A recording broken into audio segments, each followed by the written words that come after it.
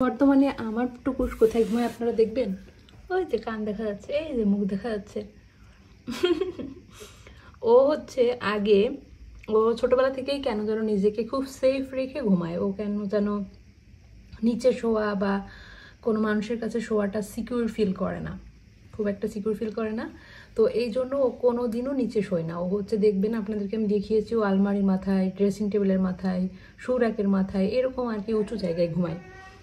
তো এখন আমি এই যে সোফাটায় এই কাভারটা লাগানোর পর এই যে পুরোটা ঢেকে থাকে, ও কি করে লুকিয়ে ঢুকে, মানে ও বাসার লোকদেরকেও লুকিয়ে ঢুকে এই যে এইভাবে ও ঘুমোয়। তো আমার মনে হয় ওর হয়তো বা যখন গরম লাগে তখন ও মাথাটা এভাবে বের করে দেয়, আর যখন রাতে একদম ফ্যান ছাড়া থাকে তখন এইভাবে শোয়। এভাবে ও 5-6 দিন ধরে শুচ্ছে। আগে কখনো ওকে আমি নিচে শোয়া দেখি নাই। এবং ওর নানা ভাইও বলতেছে যে টুকুস দেখেছো, ও হচ্ছে নিচে এই সোফাটায় পর্দা দেওয়ার পর ও নিচে ঘুমোচ্ছে। তো তুকুলানি হচ্ছে এখন এরকম করে গড়াগড়ি করে নিচে শোয়। সেটা হচ্ছে ভিতরে থাকে, যেন ও ভাবে কোনো শত্রুই যেন ওকে আক্রমণ না করতে পারে। ওর ছোট থেকে একটা ধারণা যে নিজেকে সেফ রেখে কিভাবে ঘুমোতে হয়, এই ধারণাটা আমার টুকুমনির আছে। ছোট থেকেই ও এভাবে ঘুমোয়। উপরে ঘুমানোটা ওর খুব অভ্যাস। ও আলমারির মাথায়, শোকেসের মাথায়, ড্রেসিং টেবিলের মাথায় এগুলা ঘুমানোর ওর খুব অভ্যাস।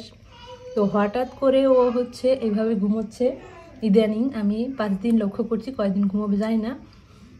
ওইভাবে ঘুমানোর পর ও কি করে, রাত যখন হচ্ছে বেশি হয়ে যায়, মানে আমরা ঘুমিয়ে পড়ি 12টা-1টার দিকে, লাইট অফ করে দিই, তারপর ও গিয়ে আমার মাথার কাছে মশারির এই পাশে ঘুমোয়। এভাবেই ঘুমোচ্ছে 5-6 দিন ধরে। তকুলানিতা, তাই না তকু? হ্যাঁ নানু, হ্যাঁ, এত কথা সবাইকে বলে দিলে তাহলে আমার আর কোনো সিকিউরিটি থাকলো? তুমি আসলে নানু কিচ্ছু বোঝো না। কেউ যদি এসে তোমার কোলানিকে চুরি করে নেয় তখন তুমি কি করবা?